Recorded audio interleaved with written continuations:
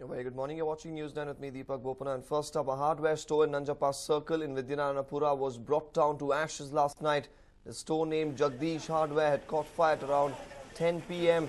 after which the owner and the workers had left for the day. This is when the fire incident took place at the spot. Now it is suspected that the short circuit in the store led to the store catching fire. It was noticed by a few locals who immediately called in the fire extinguishers. The store that sold paint and other chemical items was brought down to ashes before two fire engines were used to douse the flame out. Goods worth lakhs were lost in the accident. So, of course, in Vidyananapura, near Sakar Nagar of Bangalore, where a hardware shop going up in flames, finally two fire tenders managing to control the fire and douse the flames after much drama.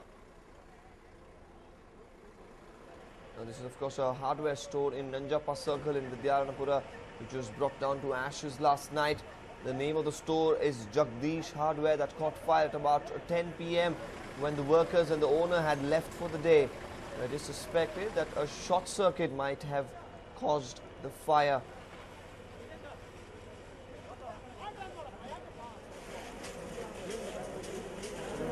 The store mainly sold paint and other chemical items, including other hardware equipment, which also will include a little bit of wood as well. Now, all of this was brought down to ashes before two fire engines finally managed to douse the flames after they poured in all the water that they had in both the tankers. That's when finally the fire was managed to be controlled in this particular hardware shop in Vidyananapura.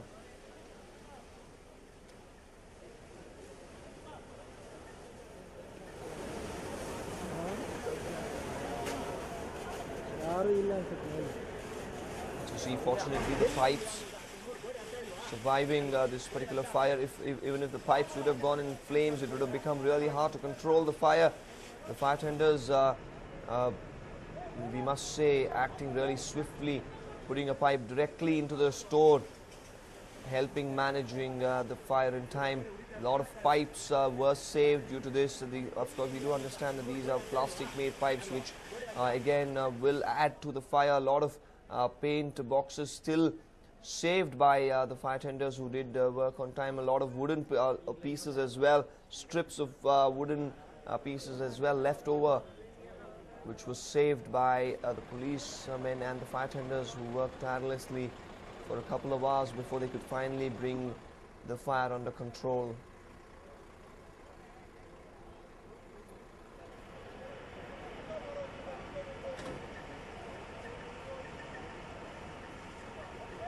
This is of course the store named Jagdish Hardware near Nanjappa Circle in Vidyananapura, which caught fire at about 10 o'clock last night, and the owners and the workers left. The locals who noticed the fire tried to immediately call in the fire tenders. About two fire tenders rushed to the spot, and they managed to finally douse the fire, even save some of the material which was inside. A few paint boxes, pipes and also wooden strips were saved by the fire tenders who worked tirelessly for a couple of hours before they could finally douse the fire. As you can see, they have used the water spray completely inside the store, ensuring that nothing inside still remains, which has even chances of reigniting.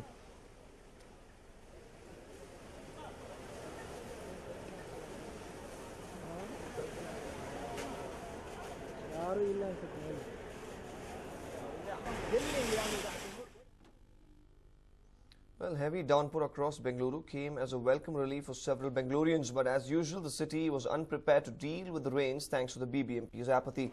Stormwater drains were clogged in several areas, and the underpass near the Seshadripuram Theatre was completely clogged. There were also reports of rainwater entering houses in several places.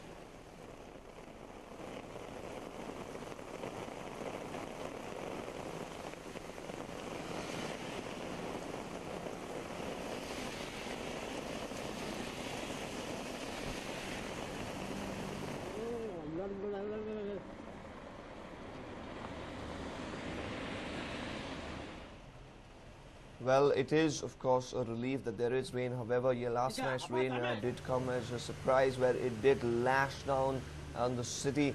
But this in turn reflecting how ill-planned the city's drain system is. BBMP has not been taking care of these stormwater drains. A lot of them from the previous rains have still remained clogged up, due to which now when such a heavy rain does lash the city, it does expose how poorly maintained these stormwater drains are. Every stormwater drain being clogged up, there is water swelling up in underpasses, there is water which comes out of these stormwater drains in several areas, so becomes quite a menace when there is a heavy rain in the city. Now the BBMP should ensure that these stormwater drains are cleared up in times to ensure that there is no clogging up of rainwater or any other kind of sanitary water during such heavy rains. Now yesterday at about 10:30 and 11, that's when heavy rains did lash the entire city. However, this rain not only shocked Bengaloreans while it lashed down, but also it reflected on the unpreparedness of the BBMP to deal with such a rain. The stormwater drains were clogged in several areas. The underpass near the Seshadripuram theatre was completely clogged. There were also reports of rainwater entering houses in several places.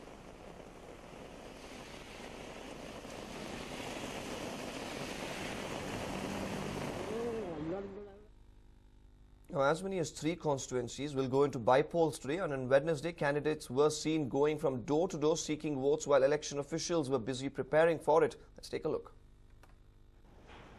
With the by-election just a few hours away, members of the different political parties went on a door-to-door campaign on Wednesday.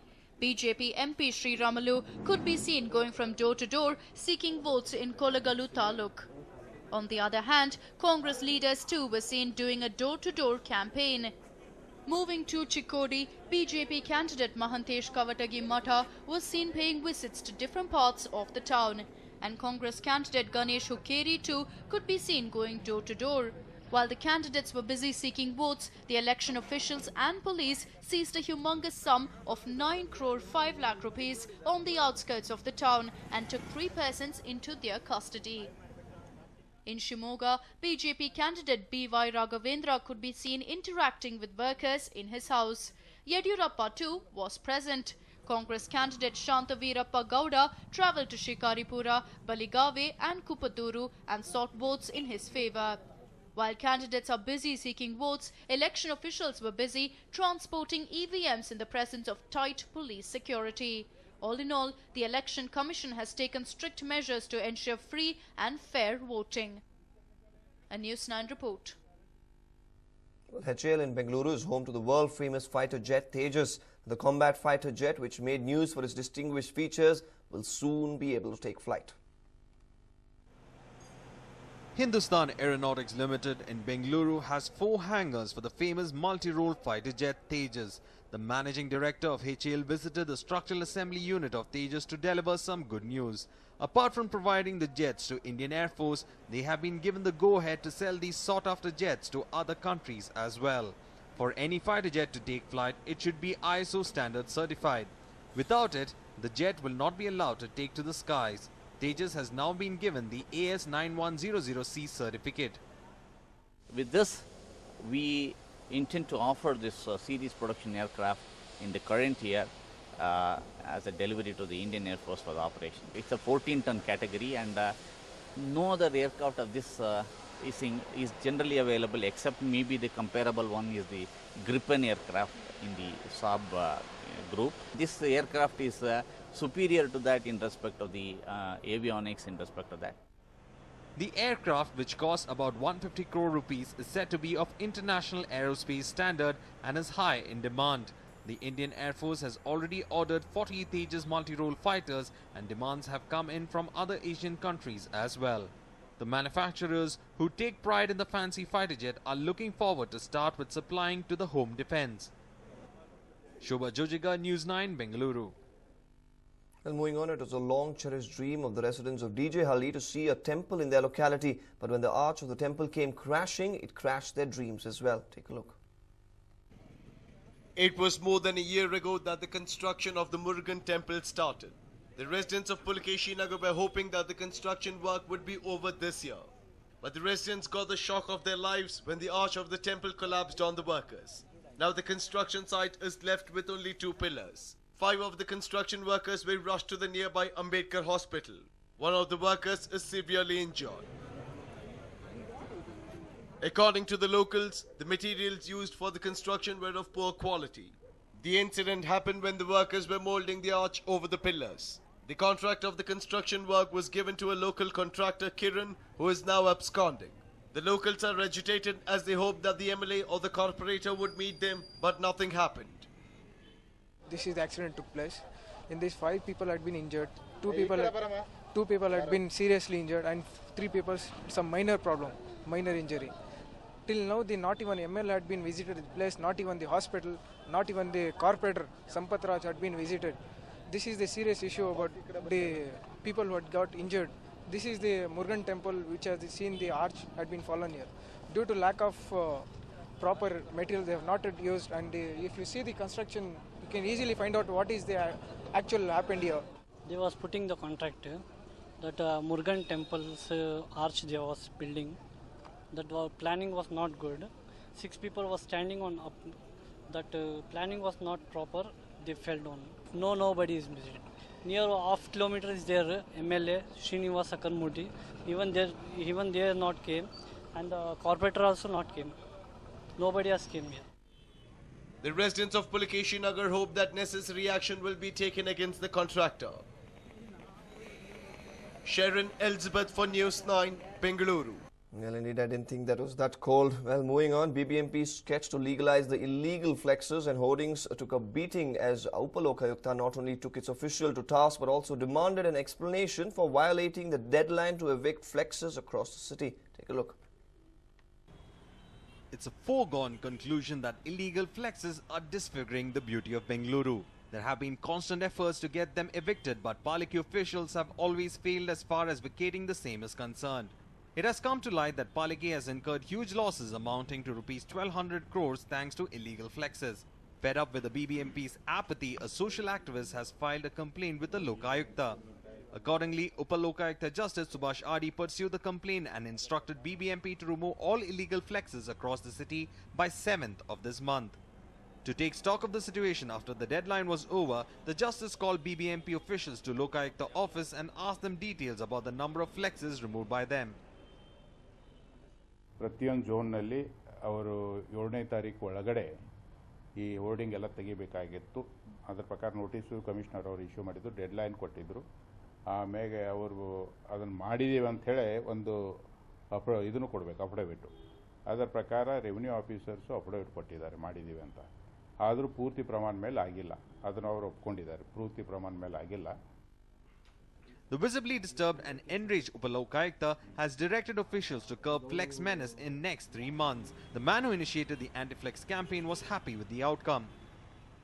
ಉಪಲೋಕಾಯುಕ್ತರು 3 ತಿಂಗಳ ಒಂದು ಗಡುವು ನೀಡಿದ್ದಾರೆ. ಇದರೊಳಗೆ ಎಲ್ಲ ಅನಧಿಕೃತ ಜಾಹೀರಾತು ಫಲಕಗಳು ಅಥವಾ ಅನಧಿಕೃತ ವಾಣಿಜ್ಯ ಜಾಹೀರಾತು ತೆರವುಗೊಳಿಸಿ ಬಹಳ ಒಂದು ನೇರವಾದ ಒಂದು ನಿರ್ದೇಶನವನ್ನು ನೀಡಿದ್ದಾರೆ. ಇದರ ಒಳಗಡೆ ಈ ಒಂದು ಆಜ್ಞೆಯನ್ನು ಜಾರಿಗೆ ತರದೇ ಇದ್ದಲ್ಲಿ ಈ ಸಂಬಂಧಪಟ್ಟ ಅಧಿಕಾರಿಗಳ ಮೇಲೆ ಸೂಕ್ತ ಕ್ರಮವನ್ನು ಕೈಗೊಳ್ಳುತ್ತೇವೆ ಅಂತ ನಿರ್ದೇಶನ ನೀಡಿದ್ದಾರೆ. The joint commissioners of all 8 zones of BBMP along with ad and marketing division officials were present in Lokayukta. The officials expressed their helplessness as allegedly local leaders assault them whenever they try to remove the flexes. Upalokayukta has directed officials to file criminal cases against such miscreants. Well, what remains to be seen is whether the second round of slamming will have an impact on Paliki officials. Maltesh, News 9, Bengaluru.